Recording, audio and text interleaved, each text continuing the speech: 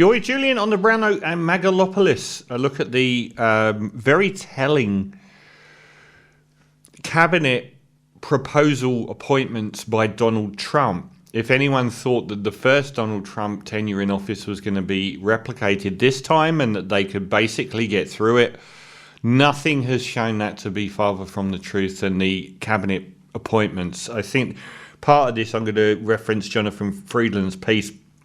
Personnel is policy, as they used to say in Ronald Reagan's White House, and Trump is telling us exactly who he is.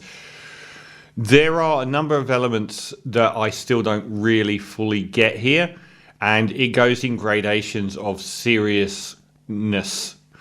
Whether he actually intends to bully the Republican Party to such an extent he will push everyone through and he's completely lost his mind.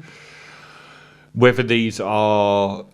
So, for instance, we've got Matt Gaetz. He's the most controversial one, but possibly shouldn't be.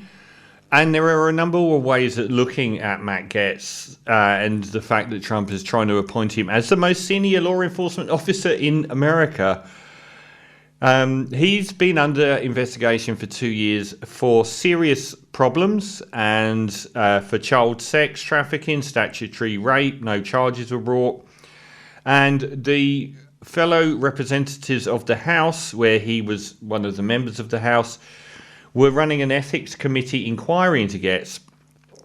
Now, one way of looking at it, which is still to think that Trump isn't as bad as you can possibly be, is that Gaetz is just a stalking horse. He's not only is he completely unqualified to be the Attorney General of America, but he has serious moral questions and legal questions hanging over him. Just today, there's been a story about a prostitute saying that she personally witnessed Matt Gaetz having sex with her fellow prostitute who was underage a few years back. He is up to his neck in terrible shenanigans.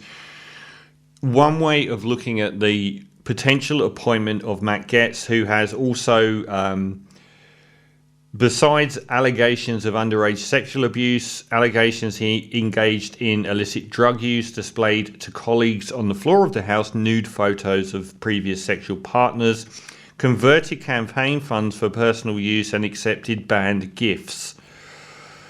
Now, one way of looking at this is that he is a Trump loyalist. Everyone that Trump's appointing is a loyalist, and the reason is that he's going to control everything. Being a narcissistic sociopath, he doesn't actually want anybody in any branch of government not to do exactly what he says immediately and never question it.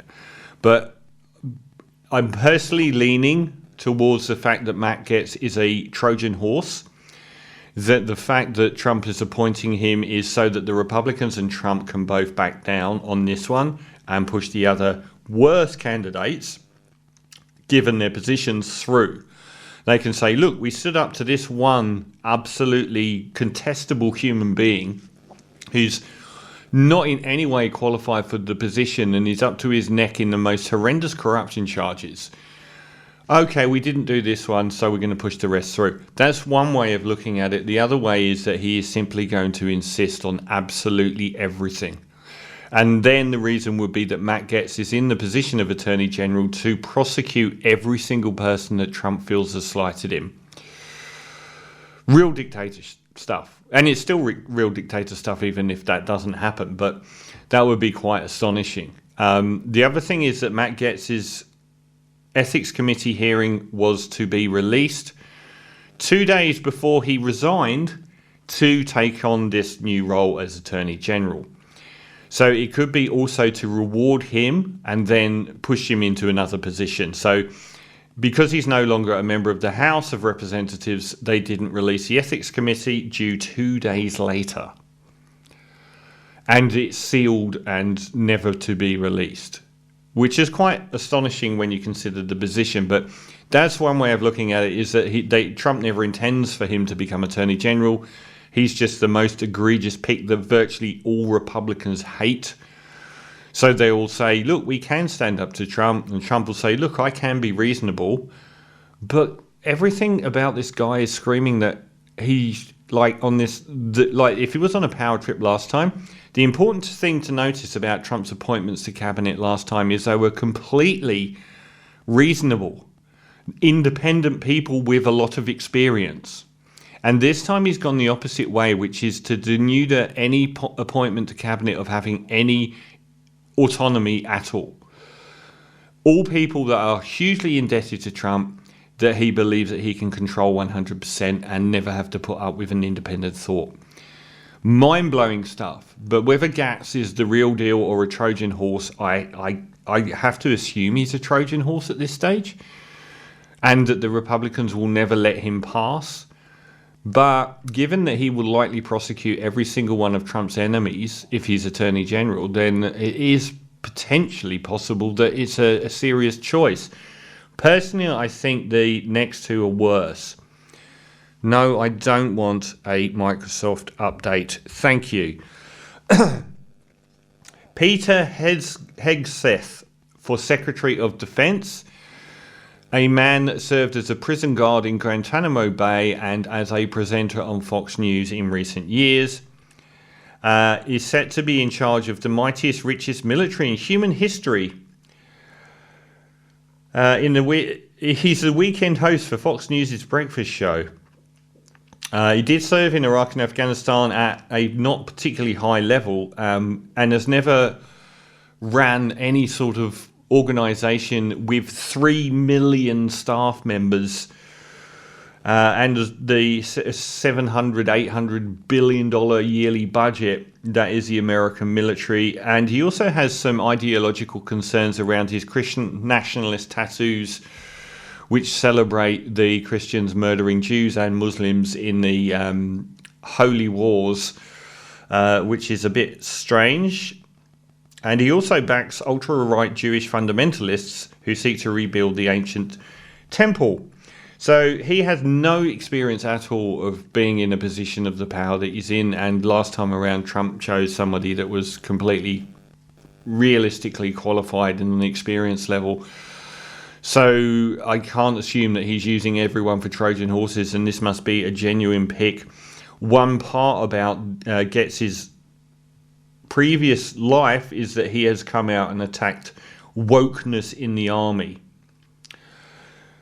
So I don't think this pool of talent is particularly deep or shadowed in their motivations for what Trump wants from them.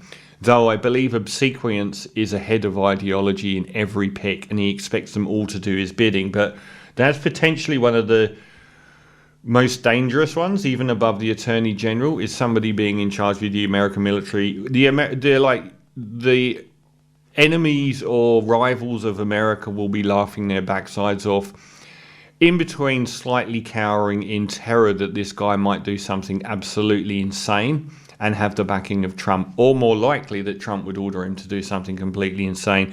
And now he's got Mick Huckabee, the ambassador to Israel, that won't even refer to the Gaza Strip by that name, who believes that Israel is part of a biblical prophecy, and that basically the Arab parts need to be wiped out as part of his evangelical Christian belief. And the other most dangerous one is Robert F. Kennedy Jr.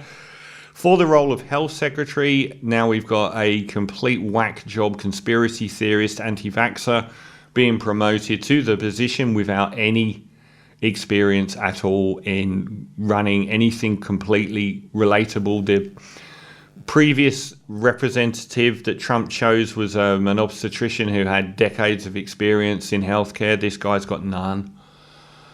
I think he was something like an environmental lawyer for a while, and then decided to become this reborn again anti-vax crusader and conspiracy theorist, promoting the ideas that, hydrochlorine, chloroquine, or whatever it was called, was a cure for COVID, and that vaccines cause autism, and that fluoride should be banned from water. And he went to somewhere like Tonga or Fiji, and his anti-vax thing relating to measles or something like that caused about 80 people to die. We're going to give infectious diseases a break for about 8 years, he said. Trump has long said he wanted to let Kennedy go wild with the nation's health. So those are the two most egregious and dangerous ones, the defense and the health secretary. Tulsi Gabbard, that's an interesting one as head of intelligence, because a lot of the content on this show is broadly analogous with I myself, on this show over probably around 2010 to 2014, was highly critical of the West's intervention into Syria. And, you know, you look at these countries where we've tried to overthrow Assad in Syria. We did overthrow Gaddafi and Saddam Hussein.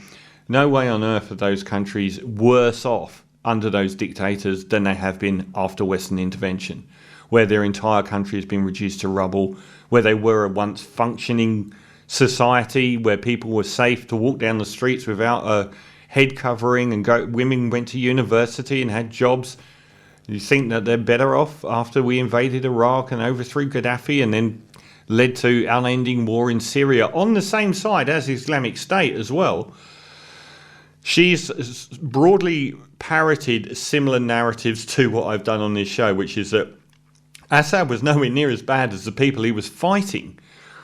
And the same in the Ukraine conflict. I've promoted the idea that the West has been heavily involved in fomenting that conflict for many years, and the whole notion of NATOizing Europe has gone on since the end of the Cold War, and made a lot of money for missiles manufacturers and the military industrial complex, and that the whole thing has been portrayed on a very one-sided nature. So I don't really have much that I can criticise her.